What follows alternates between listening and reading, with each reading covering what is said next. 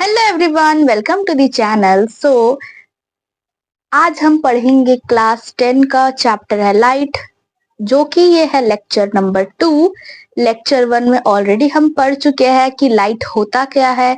फिर reflection of light पढ़े थे, रिफ्रैक्शन ऑफ लाइट पढ़े थे, दोनों का लॉस के बारे में पढ़े थे। और साथ में ग्लास स्लैब जो कि रिफ्रैक्शन का था वो भी पढ़ रहे थे, लेकिन लास्ट में पता नहीं क्या हुआ, मेरे माइक ऑफ हो गया था और मेरे को पता नहीं था।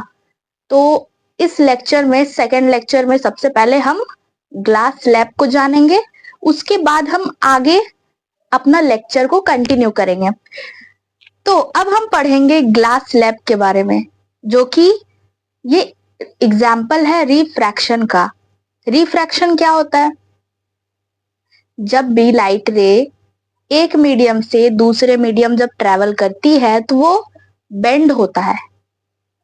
तो द बेंडिंग ऑफ लाइट रे होता है रिफ्रैक्शन, जब वो एक मीडियम से दूसरे मीडियम ट्रेवल करती है। तो रिफ्रैक्शन का ये एक तरह से एग्जाम्पल है जिसको बोलते हैं ग्लास स्लैब। अब ग्लास स्लैब क्या होता है? तो देखो, ग्लास स्लैब क्या होता है? A flat rectangular piece of glass with parallel surface। देखो, ये एक रेक्टेंगुलर पीस ऑफ ग्लास है। क्या है? ग्लास। एक रेक्टेंगुलर ग्लास है जो कि ऊपर से देखो फ्लैट है, फ्लैट सीधा, मतलब फ्लैटेंड है, फ्लैट है, और दो तरफ से है पैरेलल लाइंस, मतलब पैरेलल सरफेस बनाती है दोनों। समझ पा रहे हो? तो इसमें अब रिफ्रैक्शन कैसे होगा? एकदम सिंपल है। पहले ऊपर वाले हिस्से को देखो, नीचे वाला भूल जाओ। पहले ऊपर देखो, ये एक लाइट रे है जो कि इंसिडेंट रे है, जो आ रहा है। और एक कंडीशन है इसमें, ये जो एयर है ना, एयर, ये रेयरर मीडियम होता है। देखो, ये भी एक मीडियम से आ रहा है। व्हेन, देखो, सिंपल रिफ्रैक्शन क्या होता है? जब भी लाइट रे वन मीडियम से दूसरे मीडियम ट्रेवल करती है, तो क्या है? ये एयर भी एक मीडियम है, ग्लास भी एक मीडियम है। फिर एयर जो है वो रेयरर मीडियम है, वो डेंस नहीं है। ठीक है, ये रेयरर मीडियम है।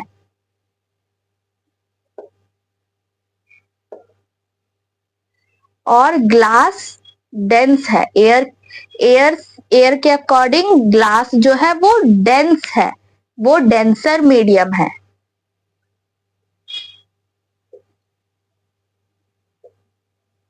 डेंसर मीडियम है, ठीक है। अब फिर से वही सेम रेयरर मीडियम आ जा रहा है। रेयरर मीडियम आ रहा है, फिर से एयर आ गया ना, इसलिए रेयर मीडियम। तो एक चीज याद रखना, जब भी लाइट रे, क्या बोल रहे, ध्यान से सुनो, जब भी लाइट रे रेयरर से डेंसर मूव करती है, जब भी लाइट रे रेयरर से डेंसर मूव करती है, ये लाइट रे रेयरर से डेंसर मूव कर रही है, लाइट रे रेयरर से डेंसर मूव कर रही है, तो जो लाइट रे है ना, लाइट रे जो है ना, वो टुवर्ड्स द नॉर्मल। ये कौन सा लाइन है? ये तो नॉर्मल है ना, बताए थे फर्स्ट लेक्चर में भी बताए थे कि ये नॉर्मल है। ये जो dot dot dot dot line draw की है ना, ये नॉर्मल है। ठीक है, तो जब भी लाइट रे रेयरर से डेंसर मीडियम में ट्रेवल करती है तो वो टुवर्ड्स द नॉर्मल बेंड करती है, याद रखना। ठीक है, देखो, जब भी लाइट रे रेयरर से डेंसर मूव करती है तो वो टुवर्ड्स द नॉर्मल बेंड करती है। टुवर्ड्स द नॉर्मल बेंड करती है, और इसका उल्टा हो जाता है जब भी डेंसर से रेयरर मूव करती है। इसका उल्टा हो जाता है, देखो जब भी डेंसर से रेयरर मूव करेगी तो अवे जाएगी, किससे अवे जाएगी? नॉर्मल से अवे जाएगी। आई होप तुम लोग को समझ आ रहा होगा, अगर नहीं समझ आ रहा तो फिर से एक बार समझ लो, ठीक है। देखो सिंपल है, ग्लास स्लैब क्या होता है सबसे पहले ये जानो। और हम ये क्यों पढ़ रहे हैं? ये हम इसलिए पढ़ रहे हैं क्योंकि ये एग्जाम्पल है रिफ्रैक्शन का, इसमें रिफ्रैक्शन होगा। तो कैसे होगा वो हम जानेंगे। तो ग्लास स्लैब क्या होता है? अ फ्लैट, देखो ये फ्लैट है, ठीक है, ये फ्लैट है ना, a flat rectangular piece of glass. ये फ्लैट है और ये एक रेक्टेंगुलर पीस ऑफ क्या है? ये ग्लास है, ग्लास। ये जो है ना पीस ऑफ ग्लास है, rectangular piece of glass with parallel surface. ये पैरेलल सरफेस है, देखो ये भी है ये भी है, तो ये क्या है? पैरेलल सरफेस है, ठीक है। तो देखो अब देखो एकदम सिंपल, एकदम मत कंफ्यूज कर लेना इसको, ठीक है, मतलब कंफ्यूजन मत होने देना। देखो लाइट रे आया आया आया, जिसको हम लोग बोलते हैं इंसिडेंट रे, आया आया आया। उसके बाद जब वो रेयरर से डेंसर मूव किया तो वो टुवर्ड्स द नॉर्मल बेंड हुआ। जब वो रेयरर से डेंसर मूव किया तो वो टुवर्ड्स द नॉर्मल बेंड किया। अब देखो दो पार्ट में इसको समझो। पहला वाला पार्ट हो गया खत्म, बस इसका लेबलिंग करना होगा। जो इंसिडेंट रे है तुमको बताना पड़ेगा। अब एग्जामिनर को थोड़ी ना पता, मतलब पता है लेकिन तुमको पता है कि नहीं वो थोड़ी ना पता। तो तुमको लिख के दिखाना होगा कि यहाँ पे इंसिडेंट रे, ये इंसिडेंट रे है, ये नॉर्मल है, बस तुमको लेबलिंग करना होगा। इसको एंगल ऑफ इंसिडेंस बोलते हैं, ये वाले एंगल को एंगल ऑफ इंसिडेंस बोलते हैं, लेबलिंग करना होगा बस। हाँ, और कोई ये नहीं पूछेगा कि ग्लास स्लैब क्या होता है, तुमको ये डायग्राम पे क्वेश्चन आएगा, ठीक है, ये डायग्राम पे क्वेश्चन आएगा। तो ये एयर है, ये क्या है? ग्लास, और एयर होता है रेयरर मीडियम, ग्लास है डेंसर। लाइट रे आया टुवर्ड्स द नॉर्मल बेंड किया क्योंकि रेयरर से डेंसर मूव किया। अब ऊपर वाला पार्ट डन, ऊपर वाला पार्ट इधर भूल जाओ, अब इधर नीचे वाला इधर इसको देखो, ठीक है। अब जो ये लाइट रे आया आया, ये लाइट रे आया, अब ये जो है ना इंसिडेंट रे बन गया है एक तरह से इस लाइन के लिए, इसके लिए इंसिडेंट रे बन गया है। तो अब ये वाला जो एंगल यहां बनेगा ये होगा एंगल ऑफ इंसिडेंस, ठीक है, लेकिन ये सेकेंड होगा, सेकेंड। और उसके बाद ये डेंसर मीडियम है, ग्लास है ना, डेंसर मीडियम, तो डेंसर से रेयरर मूव करेगा, ठीक है, डेंसर से रेयरर मूव करेगा तो वो उसका उल्टा होगा, अवे फ्रॉम द नॉर्मल जाएगा। और ये वाला एंगल को बोलते हैं एंगल ऑफ इमर्जेंट, ये होता है एंगल ऑफ इमर्जेंट, इमर्जेंट रे, ये वाला रे को बोलते हैं। इसमें मेन तुम लोग को क्या याद रखना है कि जो लाइट रे है वो कब टुवर्ड्स द नॉर्मल जा रही है और कब अवे फ्रॉम द नॉर्मल जा रही है। बस तुम लोग को ये चीज में ध्यान रखना है, याद कर लो कि जब भी रेयरर टू डेंसर जाएगा तो टुवर्ड्स द नॉर्मल जाएगा, और जब भी डेंसर टू रेयरर जाएगा तो अवे फ्रॉम द नॉर्मल जाएगा। बस यही सिंपल सा कॉन्सेप्ट है। ग्लास स्लैब यहीं पे खत्म होता है। अब हम बढ़ेंगे नेक्स्ट मेन टॉपिक के ऊपर। तो हम लोग का नेक्स्ट मेन टॉपिक है मिरर। तो अब चलो फटाक से मिरर को देखते हैं। उसमें भी कुछ कुछ रे डायग्राम को करने का रूल्स होता है, सिंपल रूल्स है, उसको करेंगे। तो चलो फटाक से बिना टाइम वेस्ट किए उसको आगे बढ़ते हैं। तो फ्रेंड्स अब हम पढ़ेंगे मिरर के बारे में। तो मिरर में भी 3 टाइप्स ऑफ मिरर होते हैं, एक प्लेन मिरर, एक होता है कॉनकेव मिरर, एक होता है कॉन्वेक्स मिरर। तो उसमें से सबसे पहले हम पढ़ेंगे प्लेन मिरर के बारे में। तो प्लेन मिरर क्या होता है, सबसे पहले वो देखो, a smooth and polished surface which reflect light. जो एक स्मूथ और पॉलिश, पीछे से देखो इधर इधर इधर इधर इधर पॉलिश्ड होता है, ठीक है, और एक स्मूथ सरफेस होता है जो कि लाइट रे आया तो उसको रिफ्लेक्ट करता है, ठीक है, लाइट रे आया तो उसको रिफ्लेक्ट करता है। तो वो होता है हम लोग का plane mirror. Smooth and polished, तो पॉलिश्ड होना जरूरी है इसमें, ठीक है। तो the image formed by a plane mirror, कैसा इमेज फॉर्म होता है वो हम जानेंगे। Always virtual plus erect. ये क्या है, ये वर्ड सब तुम लोग को समझ नहीं आया होगा, तो चलो सबसे पहले ये समझते हैं कि वर्चुअल प्लस इरेक्ट क्या होता है।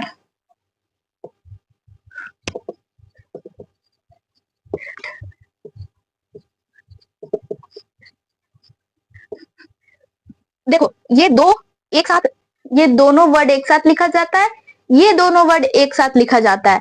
अब ये दोनों वर्ड का मीनिंग जानेंगे और ये दोनों वर्ड का मीनिंग जानेंगे। तो सबसे पहले इसको जानेंगे तो ये अपने आप तुम लोग को समझ आ जाएगा, ठीक है। तो सबसे पहले रियल और इन्वर्टेड को जानेंगे।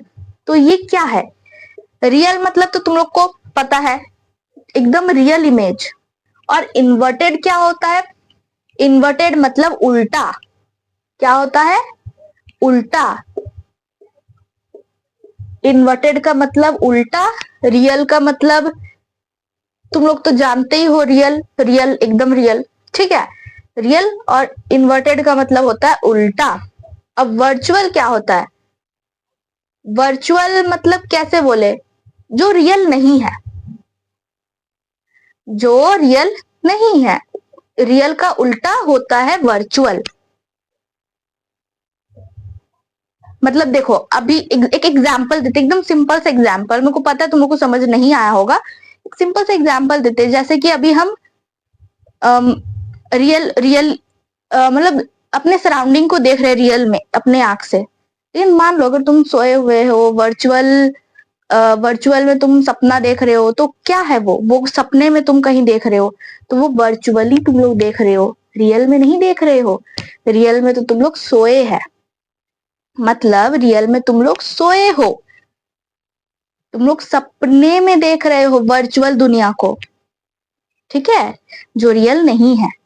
तो बस वर्चुअल मतलब जो रियल नहीं है, रियल मतलब तो तुम लोग जानते हो रियल। अब इरेक्ट क्या होता है, ये भी तो एक वर्ड है। इन्वर्टेड तो बता दिए, उल्टा। जैसे अगर तुम ऐसे खड़े हो, तुम्हारा ये जो इमेज बनेगा कुछ इस प्रकार बनेगा, उल्टा बनेगा। इन्वर्टेड मतलब उल्टा, इरेक्ट मतलब सीधा।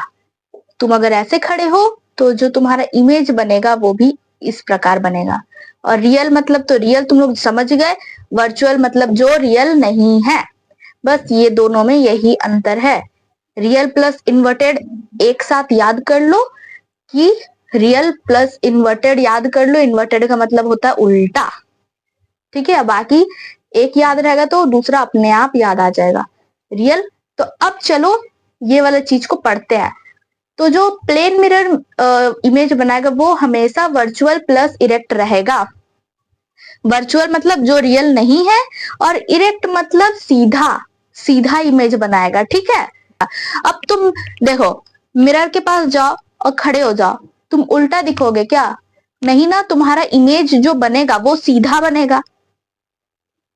सोचो एक बार ना, तुम लोग मिरर के पास जाओगे तो तुम लोग सीधा ना दिखोगे। बस सीधा मतलब क्या, सीधा मतलब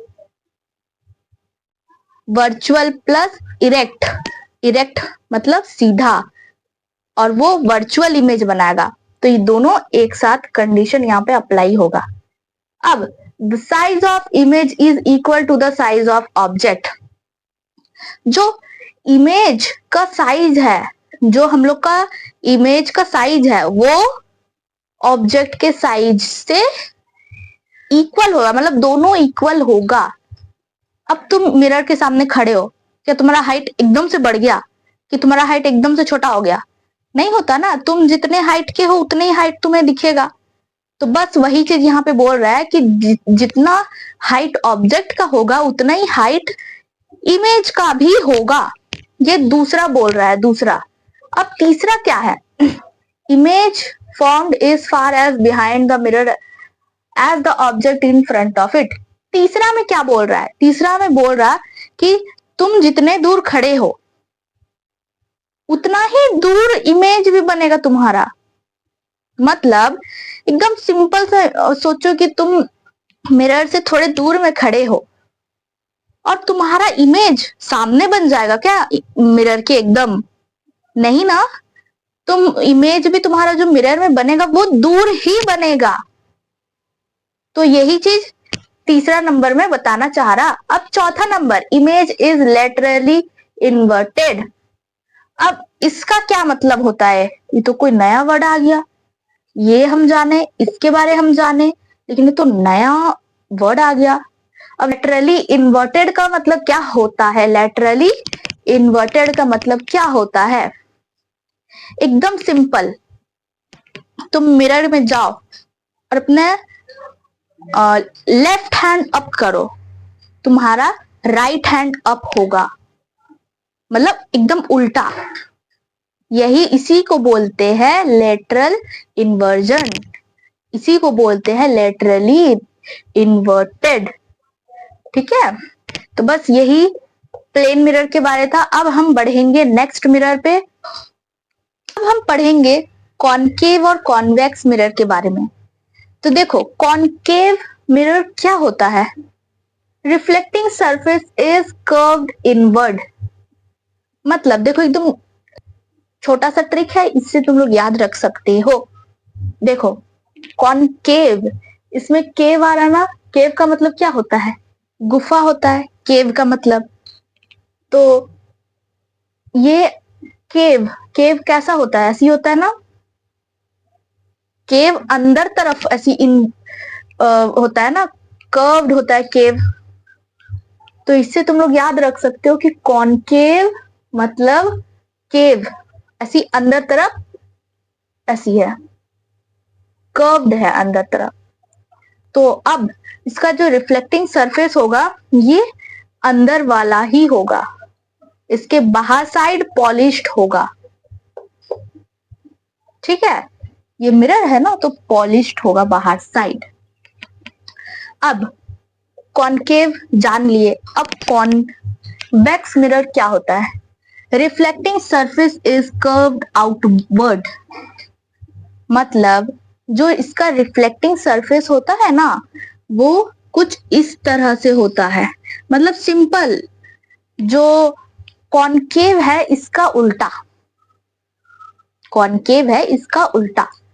तो जो कॉनकेव है इसका उल्टा क्या है कि reflecting surface is curved outward. मतलब जिसका रिफ्लेक्टिंग सरफेस है, जहां पर लाइट रे आके ऐसी ऐसी आएगा और रिफ्लेक्ट करेगा, वो इसका बाहर वाला साइड है, वो इसका बाहर वाला साइड है। मान लो ये लाइट रे ऐसे आया, लाइट रे आया आया तो बाहर वाला साइड से टकरा के ऐसी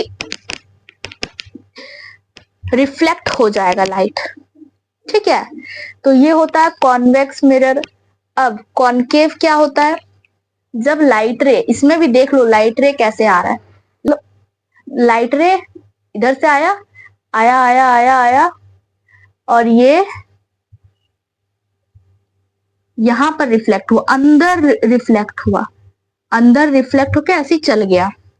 ये लाइट रे आया, ये भी अंदर रिफ्लेक्ट होके ऐसे चल गया, तो ये अंदर रिफ्लेक्ट हुआ। तो इसका रिफ्लेक्टिंग सरफेस कहाँ है? अंदर है, यहाँ पे है, इस एरिया सब में है, इधर इधर अंदर तरफ है, बाहर पॉलिश्ड है, और यहाँ पे इसका रिफ्लेक्टिंग सरफेस आउटर वाला पोर्शन है, आउटर वाला पोर्शन है, और अंदर पॉलिश्ड है।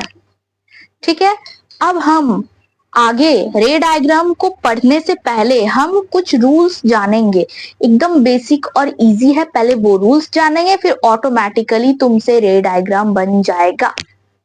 तो अब हम जानेंगे कि रे डायग्राम्स के रूल्स क्या होते हैं। तो सबसे पहले रूल्स को जानने से पहले तुम लोग कुछ कुछ पॉइंट के नाम होते हैं, वो चीज तुम लोग जानो कि देखो कॉनकेव मिरर को लेते हैं, ठीक है। इसमें हम पहले जानते हैं कि कौन से पोजीशन का क्या नाम है, वो भी एक तरह से इंपॉर्टेंट है।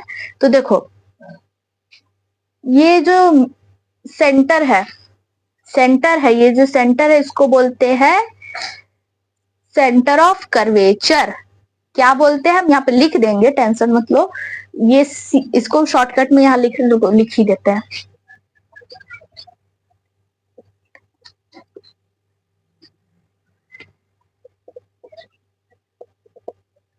देखो ये होता है जो सेंटर वाला पॉइंट है, ठीक है, ये होता है सेंटर ऑफ कर्वेचर। अब यहां भी एक पॉइंट आ रहा है, अब ये दोनों का बीच में भी एक पॉइंट आ रहा है, इन सब का भी तो कुछ नाम होगा, इन सब का भी तो कुछ नाम होगा। तो सेंटर ऑफ कर्वेचर जो कि सेंटर में है, सेंटर ऑफ कर्वेचर जो कि सेंटर में है, क्या है सेंटर में, सेंटर ऑफ कर्वेचर। अब सेंटर ऑफ कर्वेचर जो कि सेंटर में है, पर यहां पर भी तो एक पॉइंट बन रहा है, यहां इसका भी तो कुछ नाम होगा, तो इसका क्या नाम है, पोल। क्या नाम है, पोल, जिसको शॉर्टकट में हम क्या लिखते हैं, पी। तो ज्यादा छोटा लिख दिया, रुक जाओ, पी। पता नहीं विजिबल है कि नहीं, छोटा ही लग रहा अभी भी, ठीक है, पी लिखे। तो ये क्या है, सेंटर ऑफ कर्वेचर, क्या है ये, पोल। मिडिल देखो सेंटर में क्या है, सेंटर ऑफ कर्वेचर, एंड में क्या है, पोल, ठीक। अब ये दोनों पॉइंट के बीच में भी तो कोई पॉइंट का नाम होगा, तो उसको बोलते हैं फोकस। एक लाइन में याद कर लेना कि centre of curvature focus pole, centre of curvature focus pole, centre of curvature focus pole, ऐसे याद कर लेना, ठीक है। तो क्या है, फोकस और ये है पोल, ठीक है। तो अब पहला वाला क्या बोल रहा है, रे डायग्राम का रूल पहला वाला बोल रहा है a ray parallel to principal axis. और एक पॉइंट है, ये जो है ना, ये जो लाइन है इसको बोलते हैं, मतलब ये पूरा इसको बोलते हैं प्रिंसिपल एक्सिस। क्या बोलते हैं, प्रिंसिपल एक्सिस, इसको बोलते हैं प्रिंसिपल एक्सिस, ठीक है, इसको बोलते हैं प्रिंसिपल एक्सिस। अब पहला वाला रूल क्या बोल रहा है कि जब भी कोई रे, लाइट रे पैरेलल आएगी, ऐसी आया, ठीक है, तो अब यहाँ पे रिफ्लेक्टिंग सरफेस कौन सा है, अंदर वाला पोर्शन, अंदर वाला पोर्शन, अंदर वाला पोर्शन, ठीक है। तो अब लाइट रे आया और वो पास किया फोकस से, मतलब कहने का मतलब है ray parallel to principal axis, मतलब ये जो प्रिंसिपल एक्सिस है इसके पैरेलल रे आया, इसके पैरेलल रे आया, तो वो हमेशा principal axis will pass through focus after reflection, मतलब वो हमेशा कहां से पास करेगा, हमेशा पास करेगा फोकस से। और एक बार ध्यान से देखो, जब भी लाइट रे प्रिंसिपल एक्सिस के, जब भी लाइट रे प्रिंसिपल एक्सिस के पैरेलल होगा तो वो हमेशा फोकस से पास होगा, ठीक है।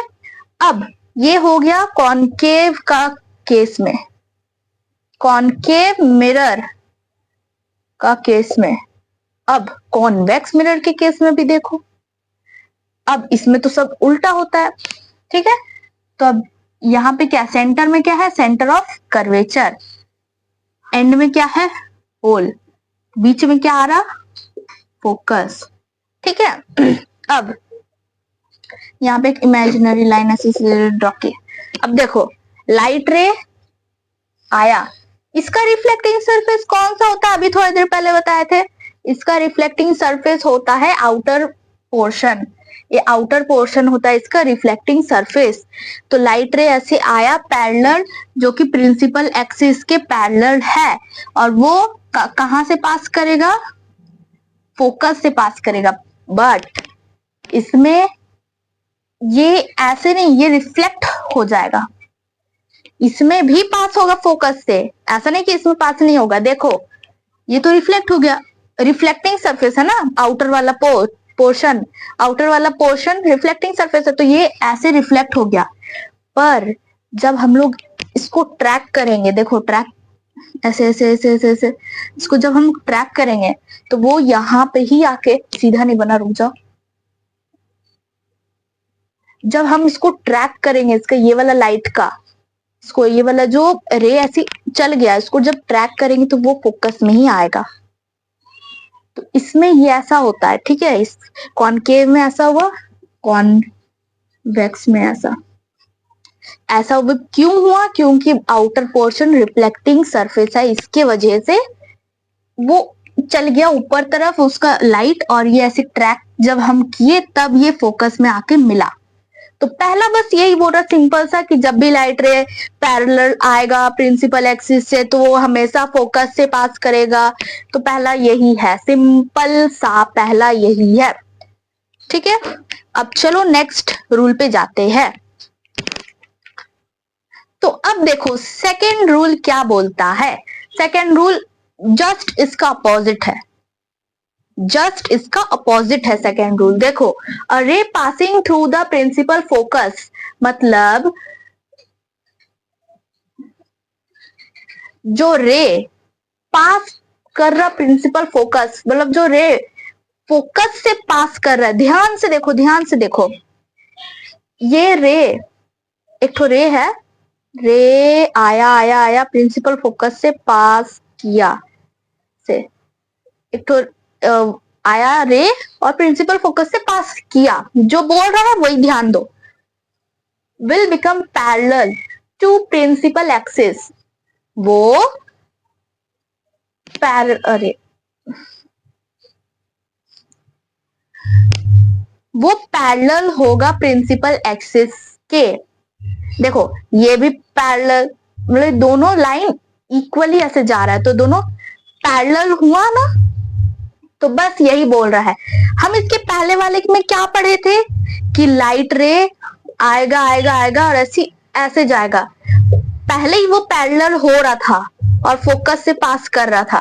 बट इसमें उल्टा है, पहले लाइट रे ऐसे, देखो इसमें उल्टा हो गया, जस्ट अपोजिट हो गया। देखो ध्यान से देखो, लाइट रे पहले आया उसके बाद पैरेलल हुआ, तो लाइट रे पहले आया फोकस से आया और फिर पैरेलल हुआ। पहले क्या था, इससे पहले वाले रूल में क्या था कि वो पैरेलल था, फोकस से पास किया, लेकिन ये पहले फोकस से पास किया फिर पैरेलल है।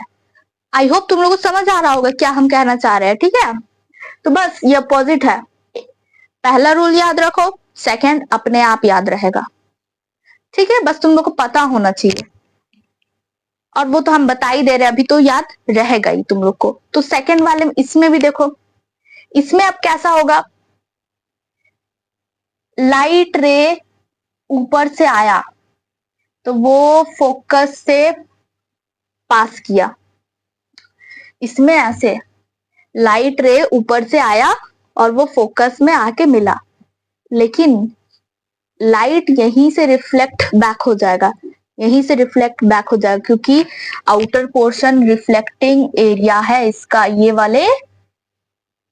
वाला मिरर का रिफ्लेक्टिंग सरफेस आउटर मोस्ट है।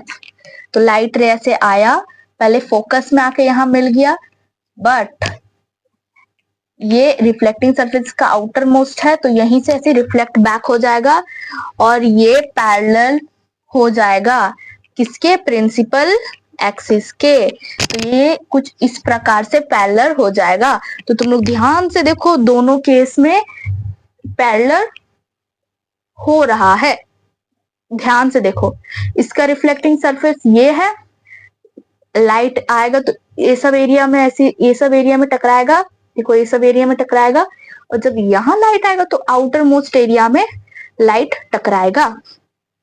ठीक है, तो सेकेंड रूल भी यही होता है खत्म। अब चलते हैं थर्ड रूल में। तो देखो अब थर्ड रूल क्या बोल रहा है, a ray passing through centre of curvature, जो एक रे है,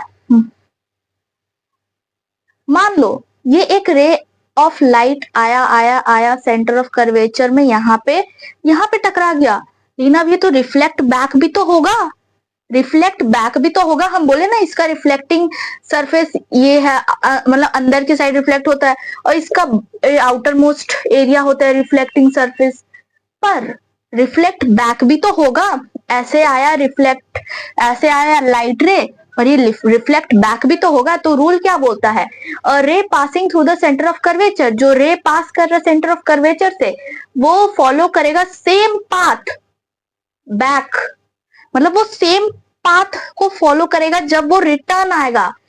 कब? आफ्टर रिफ्लेक्शन, रिफ्लेक्शन के बाद जब वो रिटर्न जाएगा तो सेम पाथ को फॉलो करेगा।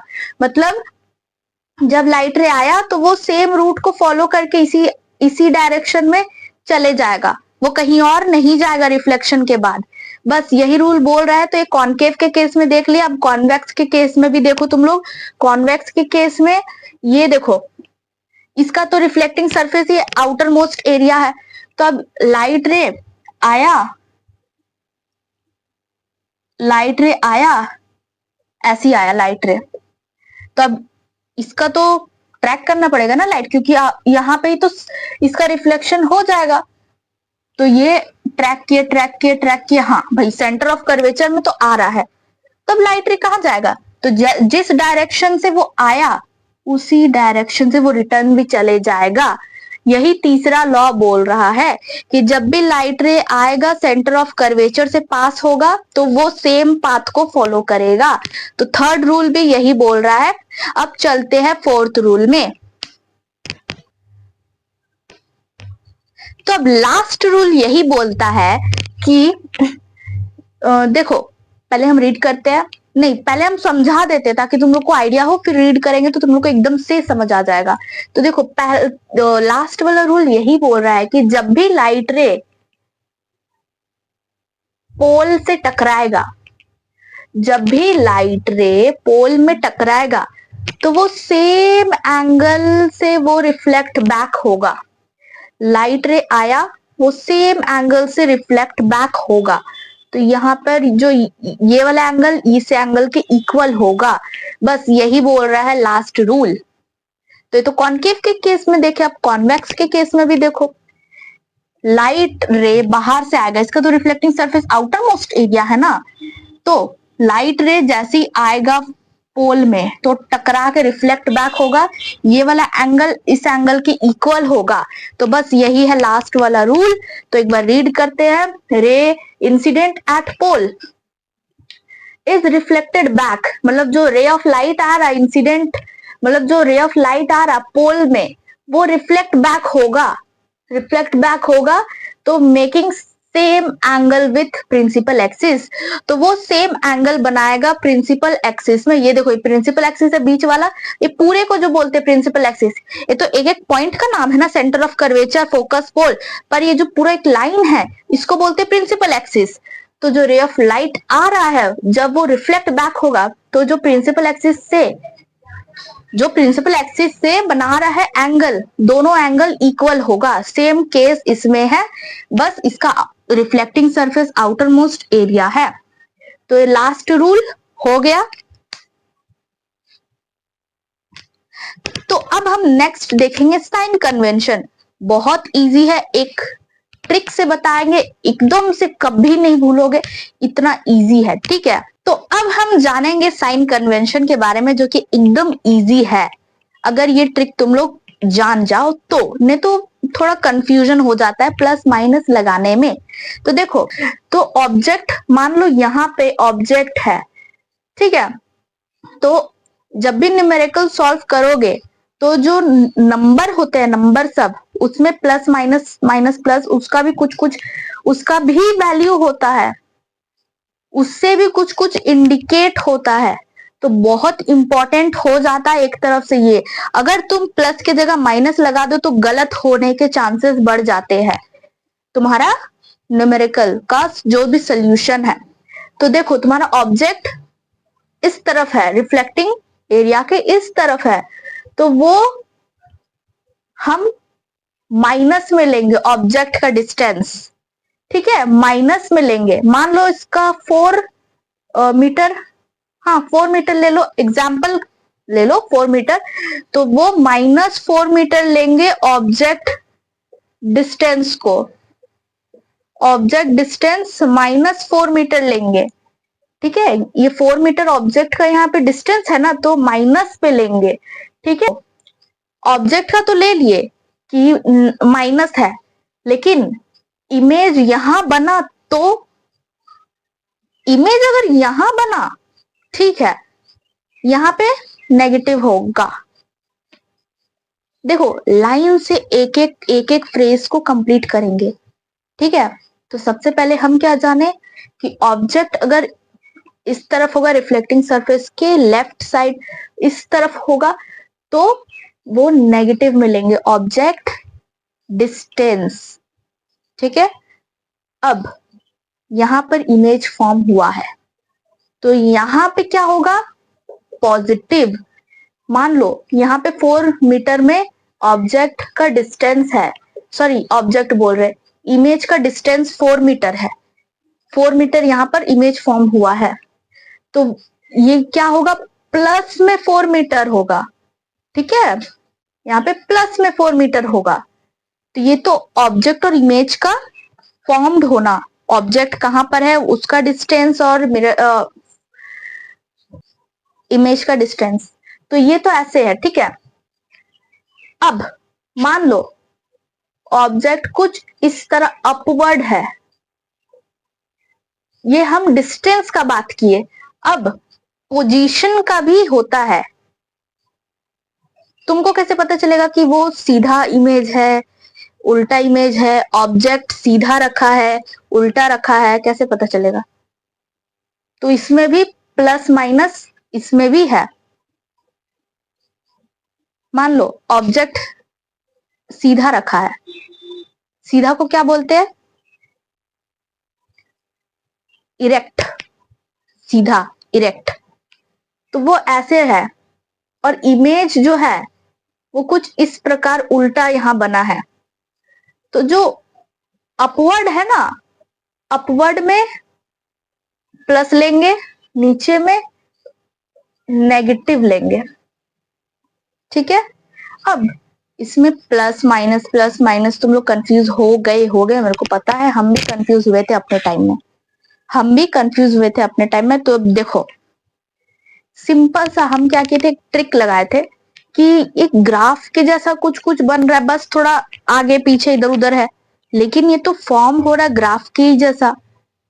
तुम लोग ही ध्यान दो यहाँ पे, मान लो इसको इमेजिन करो, यहाँ पे ऐसी है।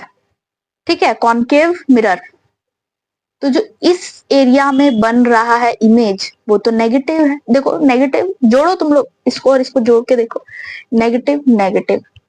अब यहाँ पे जो इसके इस साइड में इमेज बना है वो पॉजिटिव है। ठीक है, और ग्राफ में भी देखो एक्स एक्सिस, एक्स एक्सिस में यहाँ पे पॉजिटिव है, यहाँ पे भी देखो पॉजिटिव। लो एक चीज का तो प्रॉब्लम ही सॉल्व हो गया, ये नेगेटिव, यहाँ पे नेगेटिव, ये पॉजिटिव, यहाँ पे पॉजिटिव, ये एक लाइन है तो इसको यहाँ पे नेगेटिव, यहाँ पे पॉजिटिव। तुम लोग समझ गए होगे हम क्या कहना चाह रहे। अब देखो, अब सीधा इमेज, उल्टा इमेज, उसमें प्लस माइनस, मतलब उसमें भी तो है ना प्लस माइनस, तो उसको भी ध्यान से देखो, इसी में आ जाएगा। अगर सीधा इमेज है तो उसको प्लस में लेंगे, उल्टा इमेज है तो उसको माइनस में लेंगे। जैसे हम लोग का ग्राफ, जैसे हम लोग का ग्राफ में नहीं होता, बस सेम टू सेम वैसे ही। ठीक है, तो बस यहाँ पे प्लस, यहाँ पे माइनस, एकदम प्रॉब्लम सॉल्व। यही था हम लोग का sign convention, sign plus minus वाला साइन हम लोग को ये हम लोग का फॉर्मूला, मतलब ये हम लोग का काम आएगा न्यूमेरिकल्स में, जो कि इंपॉर्टेंट है। इस तरह से तुम लोग ये ट्रिक से याद रख सकते हो, ये वाले ट्रिक से तुम लोग याद रख सकते हो इजीली, कभी कंफ्यूज नहीं होगे। ठीक है, बस क्वेश्चन का लैंग्वेज समझना इंपॉर्टेंट है, और बाकी साइन कन्वेंशन तुम लोग इजीली लगा लोगे। और एक चीज ध्यान में रखना, हम ना ऑब्जेक्ट डिस्टेंस और इमेज डिस्टेंस को क्या बोलते हैं उसमें कंफ्यूज होते थे, यू और वी में। ठीक है, तो ऑब्जेक्ट डिस्टेंस को बोलते हैं यू, और इमेज डिस्टेंस को बोलते हैं वी। इसको भी याद रखना, बार बार लिख के प्रैक्टिस किया करते थे, तो ये वाला मेरे को याद हो गया था। बाकी तुम लोग भी ये चीज को ध्यान रखना, कहीं ऐसा ना हो ऑब्जेक्ट डिस्टेंस को वी करके लिख दो क्वेश्चन में, और इमेज को यू करके लिख दो, तो पूरा मीनिंग ही चेंज हो जाएगा। ठीक है, ये वाले चीज को भी ध्यान में रखना तुम लोग। और बाकी ये ट्रिक से तुम लोग साइन कन्वेंशन को ध्यान रख सकते हो। ठीक है, कभी नहीं भूलोगे, क्योंकि ये ग्राफ हम लोग बचपन से देखते आए हैं, तो मेरे को तो नहीं लग रहा कि कोई भूल पाएगा। ठीक है, बाकी साइन सब याद रखना है। तो ये एक्स एक्सिस है, ठीक है, और ये वाई एक्सिस है। ठीक है, तो ये तो याद रहेगा ग्राफ। तो बस साइन कन्वेंशन यही था। तो आज का वीडियो यहीं पर खत्म करते हैं। बाकी का चैप्टर जो भी बच रहा है वो हम नेक्स्ट वीडियो में कवर कर रहे होंगे। तो आई होप तुम लोग को ये समझ आया होगा, जो आज हम पढ़े हैं, रूल्स पढ़े हैं, फिर साइन कन्वेंशन के बारे पढ़े हैं, फिर ग्लास स्लैब के बारे में पढ़े थे, जो कि पिछले वीडियो में छूट गया था। तो अब हम नेक्स्ट वीडियो में क्या पढ़ेंगे, रे डायग्राम पढ़ेंगे। रे डायग्राम के रूल्स आज हमने देख लिया। ठीक है, तो अब हम नेक्स्ट वीडियो में रे डायग्राम के रूल्स के अकॉर्डिंग रे डायग्राम को पढ़ने वाले हैं। और बाकी जो भी टॉपिक्स बच रहे हैं वो कोशिश करेंगे नेक्स्ट वीडियो में कवर हो जाए। ठीक है, तो अगर तुम लोग को समझ आया है तो एक प्यारा सा कमेंट करते हुए जाना, और सब्सक्राइब किए बिना मत जाना। तो थैंक्स फॉर वॉचिंग, बाय।